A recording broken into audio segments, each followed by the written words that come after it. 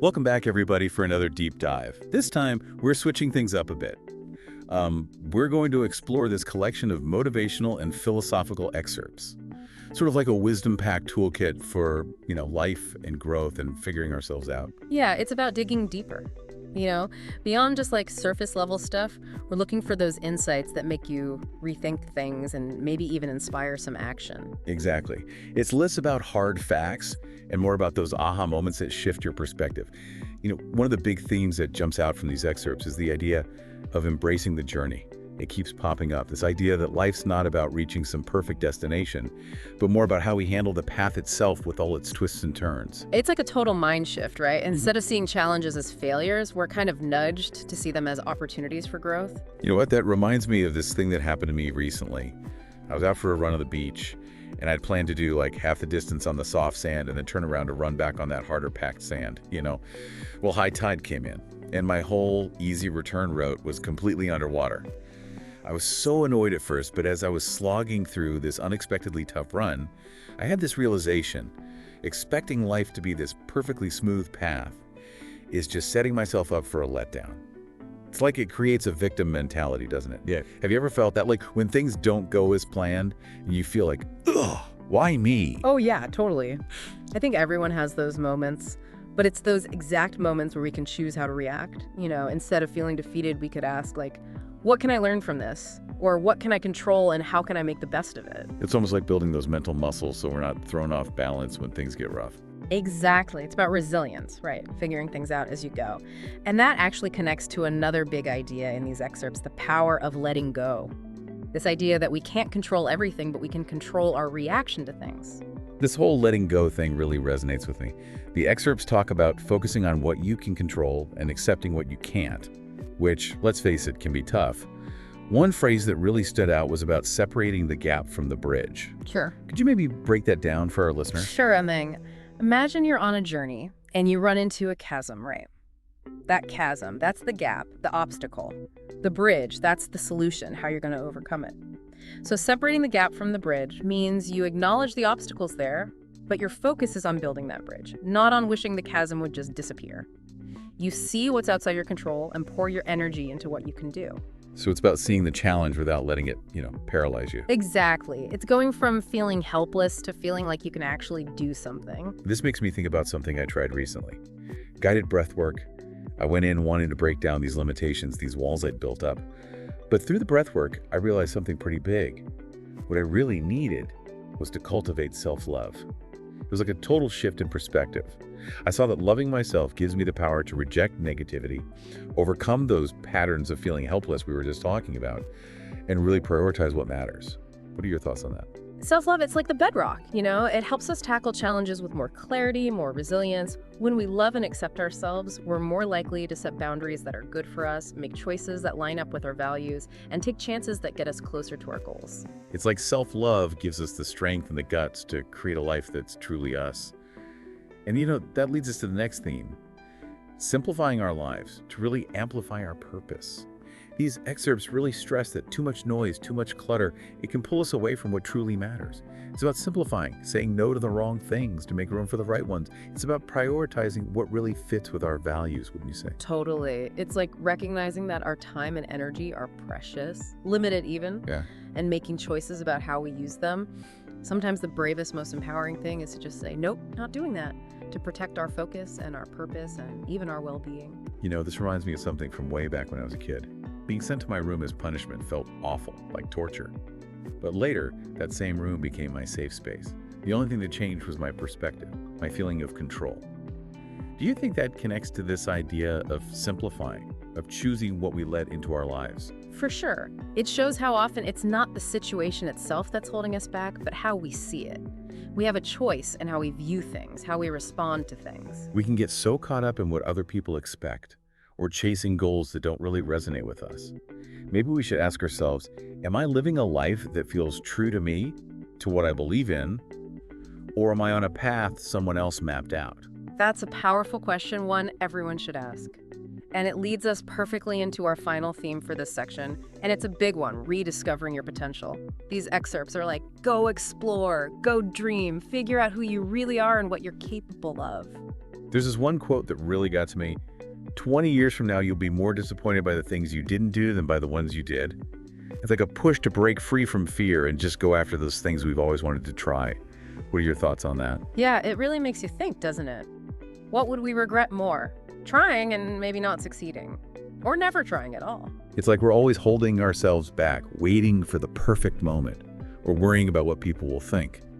But maybe that perfect moment never comes, and maybe the only opinion that really matters is our own. There's this part in the excerpts that paints a really vivid picture about this. It talks about a sunrise at the beach.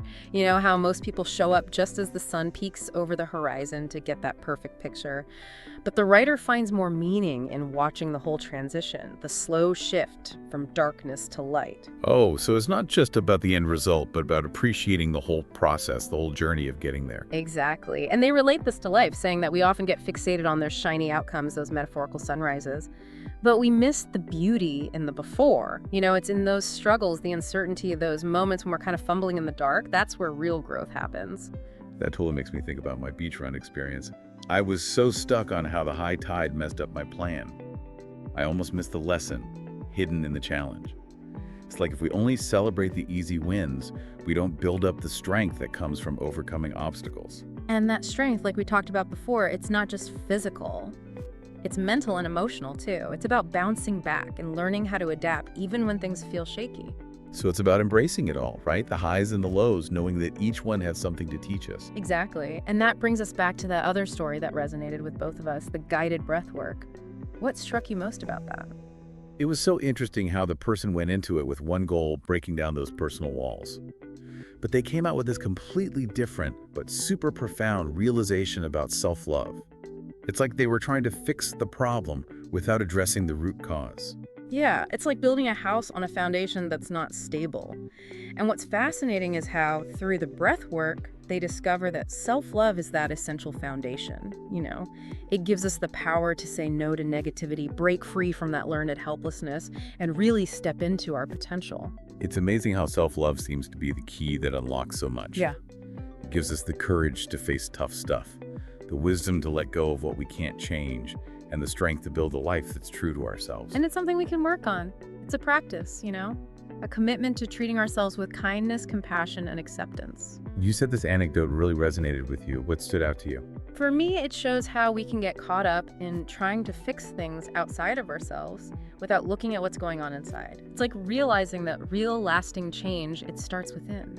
That reminds me of the excerpt that talks about how we can salvage a bad day, even a bad year, by focusing on right now on making one good choice.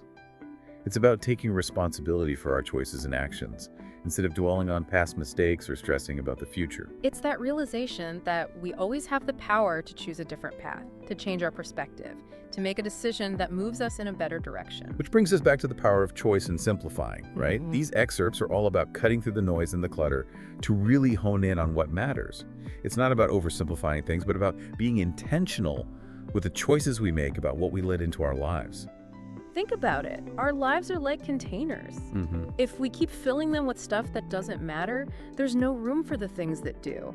So simplification is about making space, being mindful of how we use our time, our energy, even our attention. You know, that analogy really clicks. It's like clearing out the junk to make space for what brings joy and meaning.